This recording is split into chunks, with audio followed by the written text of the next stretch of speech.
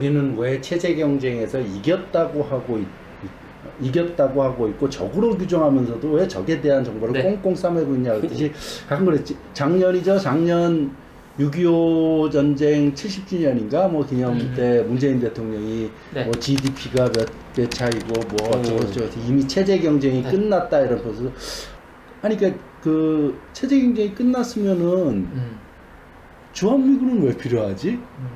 한미합동훈련 지금 다음 주에 왜 하지? 체제 경쟁이 끝났는데? 네. 그 생각이 들더라고요. 그러면서 거꾸로 역설적으로 했지. 아, 체제 경쟁이 끝나서 주한미군이 필요한가? 농담삼아 그랬더니 사람들이 막 웃더라고요. 그러니까 이제 그 참 외세도 얽혀 있고 네. 뭐 역사적으로 정말 자신감이 뿌리 깊고. 너무 없어. 우리나라 부분 너무 자신감이 없어. 네. 저희들 인사 먼저 드릴까요? 네. 여러분 안녕하세요. 네, 저희 왈가왈부입니다. 저는 진행을 맡은 커투입니다. 예, 홍강철입니다. 위험합니다. 네. 그 뭐 늘 왈가왈부 찾아주셔서 감사하고 저희들도 뭐 늘 새로운 소재를 찾으려고 많이 노력합니다. 그러기 위해서는 또 여러분들이 많이 댓글도 달아주시고 좀 건의사항 같은 거 말씀하시고 싶은 거 있으면 저희가 최대한 노력해서 알아봐서 또 물어봐서 토론해서 만들어내도록 하겠습니다. 그래서 오늘은 댓글 시간인데요. 여러 가지 댓글들 쭉 뽑아주셨는데 그 중에 요 댓글을 잊어버리기 전에 조금 먼저 하나 하죠. 예. 그 체계바라님이 올려주셨는데 사실은 그 전부터 많이 질문들은 있으셨는데 김현희 씨가 없으니 왈가왈부도 허전하네요. 세상 물정 모르고 언급결에 탈북하여 남한에 온 김현희 씨 사연은 참으로 안타까운 거의 블랙 코미디 수준입니다. 이제 그녀의 뭐 좌충우동 일거수일투족에 늘 귀 기울여 왔는데 건강이 악화되어 활동이 불가능하다니 정말 유감입니다. 이렇게 올려주셨는데 사실 저희가 이 소식을 조금 뭐 일찍 조금 알려드렸어야 하는데 좀 내부적으로 고민도 있었고 조금 소식을 좀 알려주실 수 있을 만큼 소개해 주시죠. 연희 씨가 이제 건강검진 받고, 그전에는 이제 원래는 그것 때문에 이제 왈가왈부 요즘 최근에 쉰 게 아니라 처음 쉬게 된 거는 뭐 몇 번 안내했지만은 이제 북쪽 상품을 이쪽에 소개하는 뭐 사업이라 그래야 되나? 그런 걸 좀 하려고 그게 오픈 전까지는 좀 바빠갖고 좀 당분간 그러면 일단 거기에 몰두를 하고 다시 결합을 하기로 했는데 평양문화중심. 예, 평양문화중심 저기 연신내역 근처에다가 가련동에 평양문화중심이라는 거를 시작을 하는데 이제 그 중에 건강검진을 받고 이러면서 좀 이제 간암 판정을 받았어요. 그러면서 이제 일도 아직 오픈도 못했는데 간암 판정 받고 그거 이제 시술하고 뭐 이러느라고 뭐 건강 상태가 좀 안 좋은 상태이고 이런 상황입니다. 그래서 좀 안타깝고 그런데 뭐 마침 또 그 체계바라님께서도 김연희 씨 없으니까 안고 없는 찐빵이라고 맞습니다. 안고 없는 찐빵입니다. 시커먼 남자 3명이 지금 하고 있어서요. 그래서 저희도 안타깝고 좀 건강이 회복되고 좀 좋아지면은 언제일지 모르지만 그러니까 아마 그 김현희 씨 이제 이거 사업 준비하시면서도 많이 좀 스트레스를 받으셨던 것 같아요. 그래서 뭐 이런저런 게 많이 겹치지 않았을까 싶고 저희가 뭐 차일피일 이거를 근데 뭐 대부분 다 아시더라고요. 근데 이제 공식적으로 알려야 되나 싶어서 하다 보니까 그래도 한 번은 언급해야 되지 않을까. 그리고 여러분이 많이 좀 기도해 주시고 근데 또 이제 그 치료가 좀 이렇게 부드럽게 좀 잘 되면 좋은데 조금 이제 쿵쾅쿵쾅 좀 어려운 점이 있어서 많이 좀 힘들어 하시는 것 같은데 또 연희 씨가 정신적으로나 신체적으로 많이 좀 피곤해 하시는 것 같아요. 그래서 지금은 좀 또 과도한 관심은 그분에게 좀 그렇게 도움이 되는 것 같지는 않아서 조금 이제 어쨌든 소식을 좀 알려드립니다. 예. 네. 치료비랑 보내주는 분들이 계시던데. 그래요? 네. 어이구, 감사합니다. 어제도 제 이야기 들어보니까 치료비도 이렇게 보내드렸다고 하더라고요. 그래서 좀 많이 좀 도와주셨으면 좋겠습니다. 여기서 뭐 다른 것보다 외로우니까 일단 그래서 뭐 저희가 이렇게 말씀드리기 전에 대부분 또 알고 계셔서 댓글에는 많이 올라와 있어서 뭐 조금 늦었지만 뒷북이지만 한번 공식적으로 짚어드렸습니다. 그리고 그 외에 댓글들이 있는데 좀 소개를 해주실까요, 먼저? 네. 뭐 하다못해 참 그러니까 우리에 대해서 부정적으로 쓰는 댓글은 뭐 이렇게 우리를 부정하기 때문에 비판하기 때문에 소개 안 하는 게 아니에요. 저희가 뭘 팩트가 잘못됐다 이렇습니다. 우리가 말한 게 뭐 있다 그러면 좋은데 그런 것보다는 뭐 다 아시겠지만은 친북적이네, 북으로 가라, 너희들한테 세금 아깝다, 순 이런 식이기 때문에 그냥 아예 그냥 무시해 버리는데 어떤 사람이 그렇게 썼어요. 이건 그 탈북한 사람이 만드는 게 아닙니다. 북한에서 만든 유튜브입니다. 이래서 그걸 아주 황당하기도 하고. 이주일의 특수교육. 예. 근데 이제 북에서 직접 만든 유튜브라면 그만큼 더 신뢰도가 있으니까 더 높으니까 그러니까, 북의 공식 입장이니까 그런가 보네. 단어법입니다. 잘못해서 근데 그랬네. 그러니까 더 좀 많이 봐주시고요. 저는 요게 조금 제 개인적으로도 궁금했는데 우리가 답변을 지금 드릴 수 있을지 모르겠는데 YB님이 5년 동안 평양의 신축 주택이 9,500세대라는 게 좀 이상하네요. 그냥 중요한 아파트만 언급한 건가요? 서울의 경우 2020년도 입주 예정 아파트만 4만 세대가 넘는데 아무리 서울과 평양의 인구 차이를 감안해도 조금 너무 가로치고 좀 숫자가 적은 게 아니냐. 근데 합리적인 조금 의문점이신 것 같아요. 네. 여러분은 어떻게 생각하세요? 네. 그러니까 우리가 지금 북도 변하고 있다 이러면서 저희가 뭐 여명거리, 뭐 창정거리, 미래과학적을 쭉 소개시켜 주지만은 어쨌든 북이 국별 자발적 보고서, 자발적 국가 보고서 유엔에 제출한 네. 거기에 보면은 그렇게 했거든요. 5년 동안 평양에 9,500세대 북한이 발표한 거 이거는 뭐, 근데 어쨌든 그러니까 창정거리, 여명거리 뭐 이렇게 새로 지은 것들 그 5년 기간 동안 이게 9,500세대라는 거죠. 그 중에 내가 알기로 여명거리가 한 5,000세대쯤 되고, 미래과학적 거리가 뭐 한 3,000세대, 뭐 2, 3,000세대 되고, 뭐 이렇게 전화가는 거고, 여기는 물론 양쪽으로 훨씬 많죠. 훨씬 많은 건데, 그러니까 북은 기본적으로 집은 이미 다 있는 구조라는 거죠. 비록 그게 뭐 이렇게 낡고 이랬을지라도, 집은 있는 거고, 그걸 네. 수리해서 쓰는 거고, 어쨌든. 그리고 새로 또 짓는 거고, 여기는 끊임없이, 공동체가 깨지면서 핵분열화되면서 거의 1인 1세대 구조가 되면서 끊임없이 집을 짓고 또 1인 다세대로 주택 임대업 하는 구조.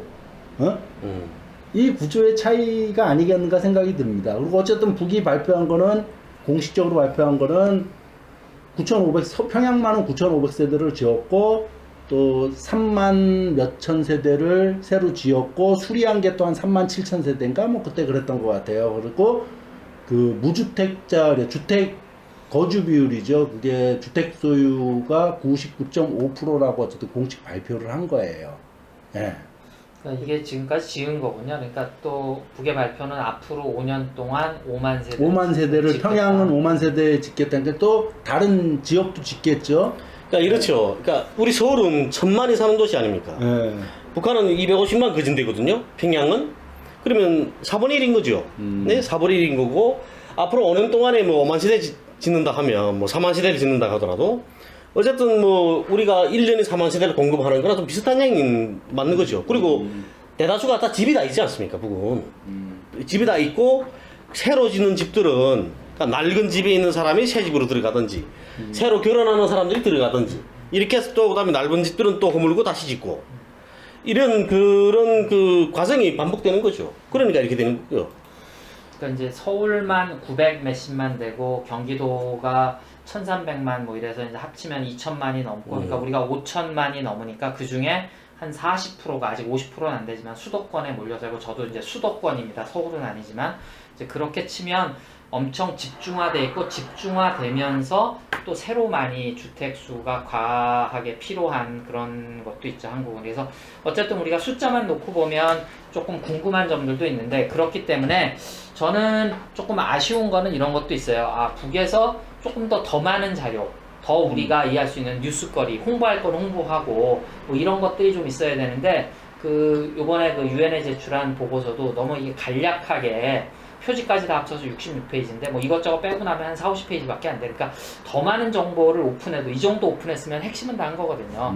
좀 디테일이 나오면 우리도 조금 더 뭐랄까 얘기할 거리도 많고 더 이해하는데 더 도움이 되지 않을까 싶은 생각도 좀 들었습니다. 그리고 또 북한은 이렇게 그 평양에 집중해가는 그런 체제가 아니거든요. 우리 남한은 다르지 않습니까? 서울, 경기 지역에 다 몰리는 거죠. 수도권의 인구의 절반이 몰려서. 네. 근데 북한은 안 그렇습니다. 그러니까 각 지방들에서 또 건설하는 집들이 있죠. 예. 예, 그건 이 평양에서 건설하는 거 지금 9,500세대인 거고요. 예, 그리고 지방들 건 다 빠진 겁니다. 그러니까 저도 그 말씀이에요. 그러니까 그런 자료들이 쫙 나오면 예. 아마 이분이나 또 우리들도 저 같은 경우 이제 좀 궁금증이 풀리고 저도 이제 그렇게 추정하는데 이거를 이제 나쁘게 이용하는 사람들이 워낙 많아서 북한의 아니 죄송합니다. 평양의 인구가 얼마라고요? 250만 그 정도. 250만. 예. 그러니까 2,500만에 250만 네. 사는 거고 우리는 아무리 좋게 잡아도 40% 이상이 지금 몰려 사는 거고. 예. 그리고 보면 이렇게 구글로스에 들어가서 네. 특정 지역을 하나 딱 정해서, 예? 뭐 시골이든 뭐 도시든 간에 특정 지역을 하나 딱 정해가지고, 그러니까 오늘로 하고, 작년도 하고, 그 전에 하고 이렇게 쫙쫙 눌러보면 비교해보면 비교해보게 되면 다릅니다. 새로 건설되는 것들이 딱딱딱 알리거든요. 아. 예, 그거는 구글로스에 들어가 보셔도 됩니다. 그 김관목 교수가 그 구글에서 분석하고 있잖아요. 그러니까 우리 네. 예, 이번에 이렇게 북에서 그 자료를 낸 것도 그런 거죠. 어쨌든 경제제재가 네. 내골 못 춘다. 우리는 니들이 경제제재를 아무리 하더라도 우리는 이렇게 발전해 나가고 있다. 더디지만. 예? 이걸 보여주는 것 같습니다. 아마 그것도. 그러니까 이제 결국은 벽을 세우지 말고 우리가 문을 세워서 소통하는 방향으로 나가자. 이제 첫 발걸음을 북도 네. 뛴 거고 이제 우리도 화답해야 될 것 같습니다. 여기 김 교수님이 뭐 그렇게 하셨네요. 진짜 흔히 보지도 못하고 접하지도 못하는 거군요. 우리나라는 왜 체제 경쟁에서도 이겼다고 하고 있고 적으로 규정하고 있으면서 적에 대한 정보를 꽁꽁 싸매고 보여주지 않는 건지. 그러니까 이제 이런 정보들이 만약에 북이 그런 통계 자료를 많이 내놓지 않는다면 우리가 먼저 뭐 이제 우리가 전에 방송에서도 말씀드렸지만 북의 어떤 모든 그 공식적인 오피셜한 사이트에는 다 차단 금지가 돼 있죠. 제가 못 들어가는 것 같은데. 네, 그래서 간접적으로 이렇게 마치 우리 여기서 탈북자의 그 신뢰성 떨어지는 증언이 미국의 언론을 영어로 써져 있다는 그 이유 하나만으로 권위를 부여받아서 다시 거짓말이 확대 재생산되는 이런 구조를 저희가 좀 깨기 위해서 조금 노력하고 있다라고 자부합니다. 예, 이 김주수님 지금 인용하신 거기서 네네네. 우리는 왜 체제 경쟁에서 이겼다고 하고 있고 적으로 규정하면서도 왜 적에 대한 정보를 네. 꽁꽁 싸매고 있냐 그랬듯이 가끔 그랬지. 작년이죠. 작년 6.25 전쟁 70주년인가 뭐 기념 때 문재인 대통령이 네. 뭐 GDP가 몇 배 차이고 뭐 어쩌고저쩌고 이미 체제 경쟁이 네. 끝났다 이런 것을 아니 그러니까 그 체제 경쟁이 끝났으면은 주한미군은 왜 필요하지? 한미협동훈련 지금 다음 주에 왜 하지? 체제 경쟁이 끝났는데? 네. 그 생각이 들더라고요. 그러면서 거꾸로 역설적으로 했지. 체제 경쟁이 끝나서 주한미군이 필요한가? 농담삼아 그랬더니 사람들이 막 웃더라고요. 그러니까 이제 그 참 외세도 얽혀 있고 네. 뭐 역사적으로 정말 자신감이 있고. 너무 없어. 우리나라 부분 너무 자신감이 없어. 네, 그러니까 분맹하다 보면 네. 국제 정치에서도 눈 감고 되게 우리를 빠지게 되는 그 외맹에 빠지게 되고 그러면서 지금 말씀하신 네. 것처럼 우리 자신에 대한 자신감도 없어지는 뭐 이런 네. 3대의 맹점에 빠지게 된다. 뭐 이 말이 정말 맞는 것 같습니다. 네. 그리고 여기 스콧 한님이라고 영어로 써주셨는데 좀 이렇게 영어 이름에 걸맞게 좀 그런 게 아니라 보면 고아원부터 이게 천물복숭아 얘기인가 봐요. 예. 고아원부터 배급한다. 새빨간 거짓말. 근데 그러면 이분은 뭐 이렇게 다실 수 있어요. 근데 이분은 이 새빨간 거짓말이라는 근거는 어디 있는지 제가 우리 궁금해서. 아까 계속 말씀드렸지만 왈가왈부를 비판하는 글의 특징이 이런 거죠. 너희 잘못해서 거짓말하지 마. 친북이네 종북이네 좋다 이거 그러면 근거는 없어. 우리 말에 대한 근거는 없고선 그런 식인데 거꾸로 그 스코타님이 뭐 새빨간 거짓말하지 마라 공화원부터 배급한다는 거 요거에 대해서 이거에 대해 쓴 건 아니고 어쨌든 그 꼭지에 대해서 이소령님이 그런 표현을 썼어요. 타가소 유치원 어린이에게 우선 공급하는 것은 너무나 응당한 것인데 이게 뉴스거리가 된다는 게 웃긴다. 이 사람 오히려.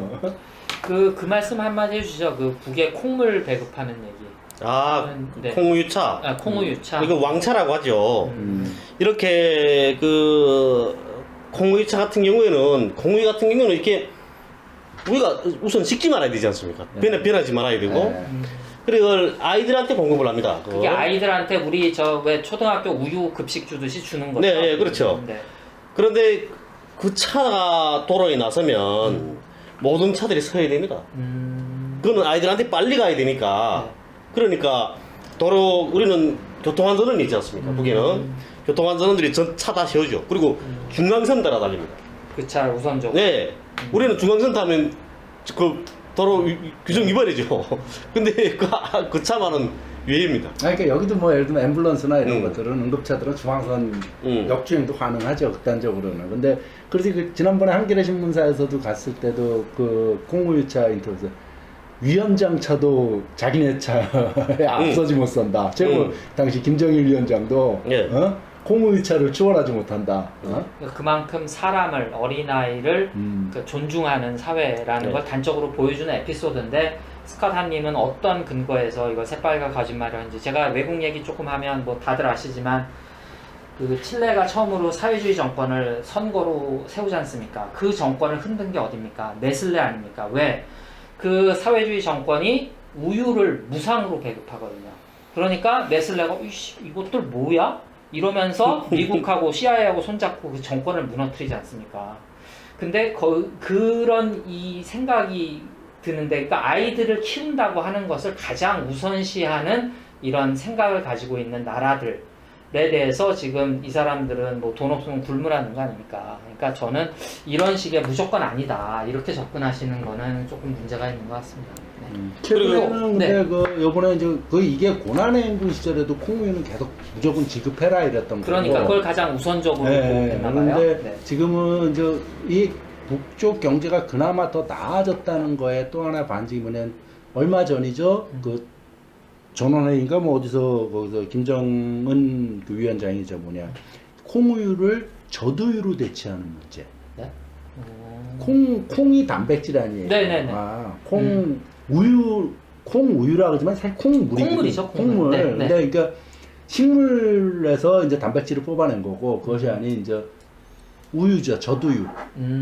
그래서 요즘은 이제 북쪽에서도 계속 그 목장들 그거를 이제 쉽게 말하면 당의 결정을 관철하기 위해서 북에서는 목장 양성을 저두유로 다 대체해라. 그 단백질 공급을 해야 되는데 그것을 이제 목장에서 조금 기술적으로 문제를 해결했으면 좋겠다. 그러니까 더 어떻게 보면 레벨업 시킨다 그래야 되나 우유의 질을 뭐 그런 거죠.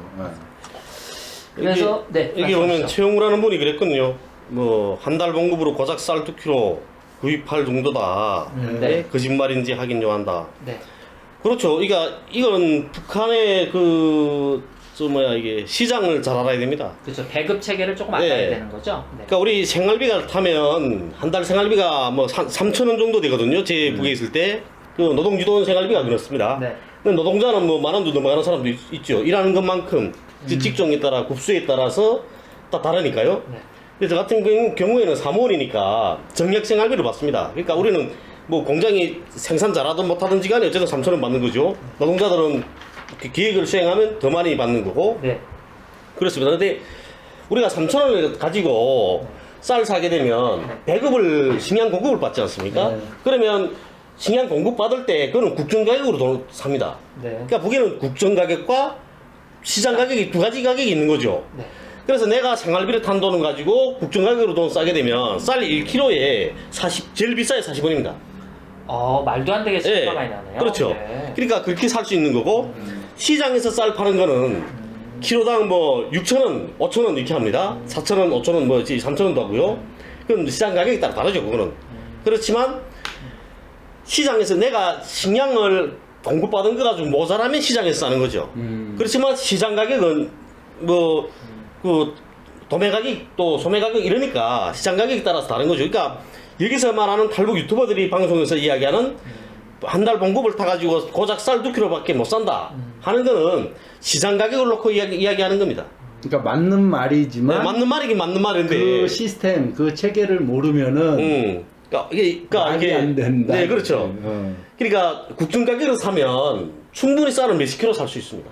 그렇지만 이거 시장 가격으로 사면 2kg밖에 못 사는 거죠. 그러니까 이제 뭐 북이 조금 어려운 거는 사실이니까 네. 여러 가지 막혀 있는 거니까 그런 이유도 좀 감안해 주시고 그러면서 국정 가격으로 살 수 있는 물량이 충분히 많지는 않은 건 또 사실이니까 이제 근데 네. 그거를 이렇게 반북 유튜버들이나 왜곡하기 쉽게 지금 얘기를 하면 이거 여기에 따르면 다 굶어 죽어야 되는 거 아닙니까? 야, 근데 이 네. 최영우 씨가 그래요. 이분 요즘 댓글 많이 달고 있는데 나름대로 이런 좀 근거가 있는 듯한 댓글을 달면서 우리를 불신한다 그래야 틀리다 이런 식으로. 어?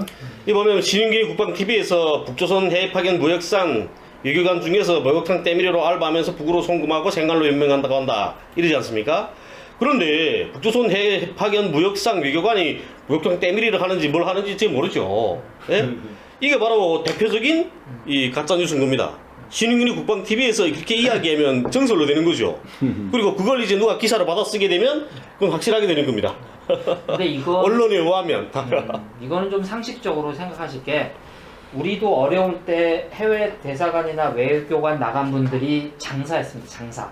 그리고 저 대한민국이라고 하는 어디 저기에 뭐 어디 사는지도 모르는 나라에서 온 사람들은 다부다처제, 막 혼숙한다 이런 소문. 왜냐하면 돈이 없으니까 한 방에서 살았단 말이에요, 이 사람들이.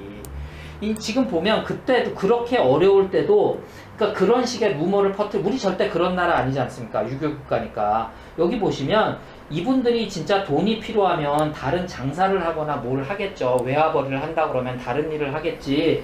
아니 때밀이해서 어떻게 돈을 버는가 상상을 하셔도 이거는 조금 말이 안 되는 것 같아요. 그러니까 저는 형편이 어려우니까 다른 뭔가가 있을 수도 있다 라고까지는 우리가 생각을 해도 무슨 목욕탕 때밀이를 합니까? 무슨 저기 외교 행랑으로 들어온 물건을 뭐 팔고 이러겠죠. 대한민국 사람들도 그거 다 했어요. 옛날에. 최영우 이 사람은 네. 아주 이런 반북 유튜버나 이런 거에 완전히 그거 한 사람이니까. 그리고 이 보면 고원 배급 새빨간 거짓말이라 하는데 그 밑에 뭐 이소룡이라는 분이 이분은 탈북민 같네요. 꼭 과일금뿐 아니라 전국의 시군들에서도 다가소 유치원 이 공급소가 존재하고 있고 예, 하고 있다고 댓글 달지 않습니까? 네. 이런 탈북민 분들입니다. 이런 분들은. 그런데도 이 거짓말이라 하면 안 되죠. 그리고 우리 또 저기 68년 맞나요? 68년 1월 22일 그 청와대 사건 네. 여기에 대해서도 좀 제가 뜨거운 반응이 있었습니다. 김사문제여서 그런지 관심이 아, 그렇습니까? 아니 좀 뜨거운 반응이 있었다고 얘기해야 또 많이 보시지 않을까요? 아니 저는 이제 딱 방송이 올라가면 이게 나중에는 비슷해져요. 조회수가 비슷해지기도 하지만 그 하루 안에 15시간 안에 24시간 안에 몇 회가 올라오나도 보거든요. 네. 근데 그게 확 올라오는 게 있고 천천히 올라오는 게 있어요. 네, 그러니까 확 올라오는 게 조금 이게 많았던 건 사실이에요.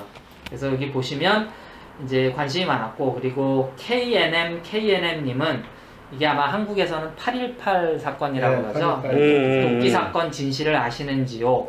이제 되게 궁금하신 게 이런 거고 아마 논쟁이 붙으면 이런 거 갖고 많이 얘기를 하니까 저희들도 여러분들이 조금 합리적으로 뭐 인정할 건 인정하고 아닌 건 아니다 싶은 것들은 조금 말씀을 드렸으면 좋을 것 같아요. 근데 1212 사건도 좀 그런 거고 이제 112 사건 같은 경우는 저희가 그 이후에 남과 북이 특히 남이 이제 저희는 남에 살았으니까 어쩔 수 없이 남이 얼마나 반공 국가화 되는가 변해가는가를 조금 많이 설명해 드렸죠. 도끼 사건 그런 겁니다.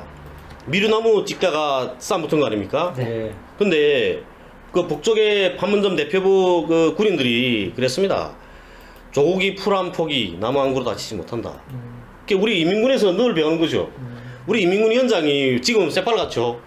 이 전시에 가면 새파란 판에 빨간 테두리. 전시 현장은 그렇습니다. 전시 현장하고 지금 현장은 다르거든요. 전시되면 그런 현장을 합니다. 네. 풀색 판에 빨간 테두리로 이렇게 되어 있거든요.